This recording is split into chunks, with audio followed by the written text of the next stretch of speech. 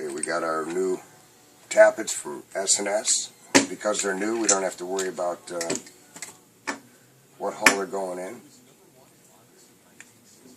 So put these from the bottom.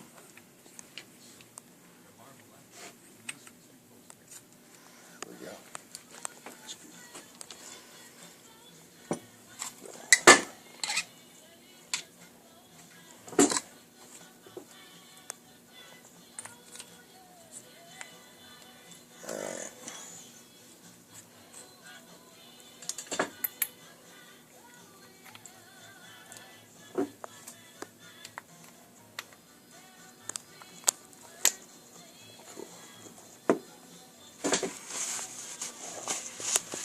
Alright, we got our push rods laid out, all the covers. We got to reuse these old metal bushings so we don't cut up the rubber with the springs.